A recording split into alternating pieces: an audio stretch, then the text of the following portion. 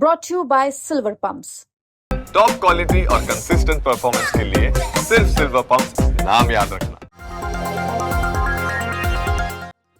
बिहार का पूर्णिया जो लोकसभा चुनाव 2024 में खूब सुर्खियों में रहा, अब यहाँ इस बार विधानसभा चुनाव है। पूर्णिया जिले के 7 विधानसभा क्षेत्रों में 3 पर एनडीए का, 1 पर आरजेडी का, 1 पर कांग्रेस का, 1 पर निर्दलीय और 1 पर ओबीसी की पार्टी का कब्जा है। अब क्योंकि राज्य में एक बार फिर से चुनाव है, तो ऐसे में सवाल फिर से उठने लगे, लोगों की दिलचस्पी फिर से जागने लगी, ये जानने में कि इस बार पूर्णिया विधानसभा में किसका पलड़ा भारी है, जनता किसके पक्ष में है, कैसा है क्षेत्र का माहौल, तरह तरह के सवाल। अब 2025 में पूर्णिया का किंग कौन होगा, ये तो भविष्य के गर्भ में है। फिलहाल समझेंगे पूर्णिया में हुए पिछले 3 चुनाव के नतीजे कि किसका रहा दबदबा, किसका हुआ पत्ता साफ, और इसी से पता चलेगा कि 2025 के चुनाव में किसका पलड़ा होगा भारी।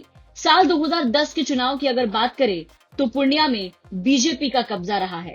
इस सीट से राजकिशोर केसरी जो कि बीजेपी के उम्मीदवार थे, उन्होंने जीत हासिल की थी और कांग्रेस से रामचरित्र यादव को हार का मुंह देखना पड़ा था। साल 2015 में विजय कुमार खेमका पर बीजेपी ने भरोसा जताया और उन्हें टिकट दिया था, क्योंकि पहले जीते हुए उम्मीदवार की हत्या कर दी गई थी। विजय कुमार खेमका ने भी यहां से जीत हासिल की और कांग्रेस से यहां खड़े थे इंदु सिन्हा, जिन्हें हार का मुंह देखना पड़ा।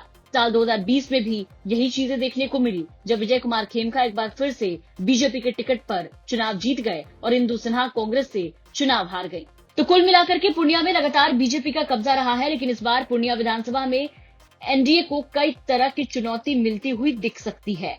जातिगत समीकरण के कारण यहाँ से खड़े होने वाले प्रत्याशी सिटिंग एमएलए का खेल बिगाड़ सकते हैं। नई पार्टी बनने के बाद जनसुराज ने भी क्षेत्र में अपनी गतिविधि शुरू कर दी है। इनके पास अपना वोट बैंक नहीं है, लेकिन दूसरे के वोट बैंक में सेंधमारी कर किसी का खेल बिगाड़ सकते हैं या फिर अपना पलड़ा भारी कर सकते हैं। पूर्णिया में वही निर्दलीय सांसद पप्पू यादव भी पूर्णिया विधानसभा के परिणाम पर व्यापक असर डाल सकते हैं, क्योंकि लोकसभा चुनाव में भी पप्पू यादव ने लगभग 5000 वोटों से पूर्णिया विधानसभा में लीड किया था। पूर्णिया को लेकर वरिष्ठ पत्रकारों का क्या कहना है, वो सुनिए। देखिए, अगर पूर्णिया सदर की आप बात कर रहे हैं तो पूर्णिया सदर को परंपरागत रूप से बीजेपी का सीट माना जा रहा है।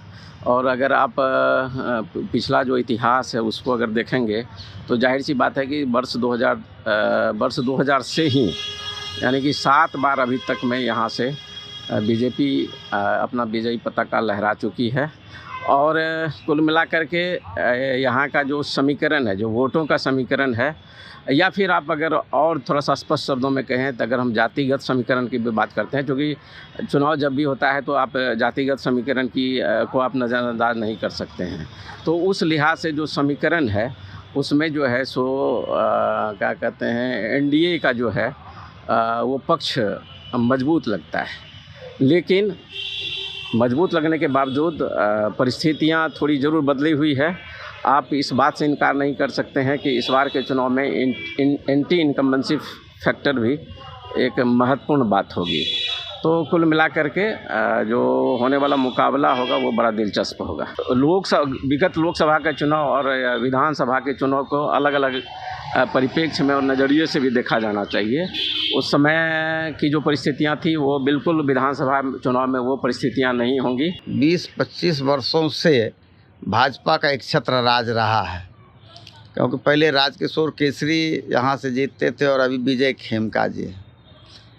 जो लग रहा है हम लोगों को कि विजय खेमका कोई एंटी इनकम्बेंसी नहीं चल रही है, इजी गोइंग, जैसे जिस रास्ते पर राजकिशोर केसरी चलते थे लगभग वही वे इन्होंने भी पकड़ रखा है, इसलिए एंटी इनकम्बेंसी नहीं है। ऐसी स्थिति में उम्मीद लगती कि उनका टिकट तो उनको मिलेगा ही मिलेगा।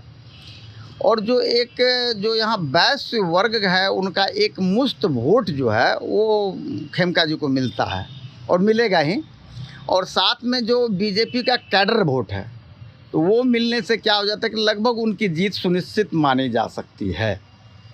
यदि एनडीए गठबंधन के विपक्ष का जो है वो माने उसी जाति के, जो आपने वैश्य बात कहा है, यदि उसी जाति के उम्मीदवार को यहाँ देते तब क्या स्थिति बनेगी? नहीं, देखिए मान लीजिए यदि महागठबंधन से भी यदि वैश्य उम्मीदवार उतारा जाता है तो एक बात आती है कि वैश्य जो है एक मूल रूप से भाजपा का कैडर वोटर कहलाता है और वो महागठबंधन को मुखातिब नहीं होगा, चाहे वो बेस्ट कैंडिडेट भी दे देंगे तो भी ऐसी कोई मतलब हाँ हो सकता है 2, 4, 5, 10% इधर उधर हो, परंतु मूल रूप से जो है वो बीजेपी को ही, जो वैश्य का जो एक मुफ्त वोट है यहाँ, वो बीजेपी को ही मिलेगा। तो चुनाव में अगर प्रत्याशियों के चयन में चतुराई दिखाए तो एनडीए के लिए भारी पड़ सकता है और पप्पू यादव फैक्टर भी चुनाव के परिणाम को बिगाड़ सकते हैं। पूर्णिया संसदीय क्षेत्र निर्दलीय सांसद पप्पू यादव का है, जिन्होंने जेडीयू के लगातार 2 बार से रहे सांसद को हराकर यहां पर कब्जा किया था। एनडीए के खेल को बिगाड़ने में पप्पू यादव जनसुराज पार्टी और पूर्णिया के पूर्व सांसद उदय सिंह उर्फ पप्पू सिंह, जो पर्दे के पीछे से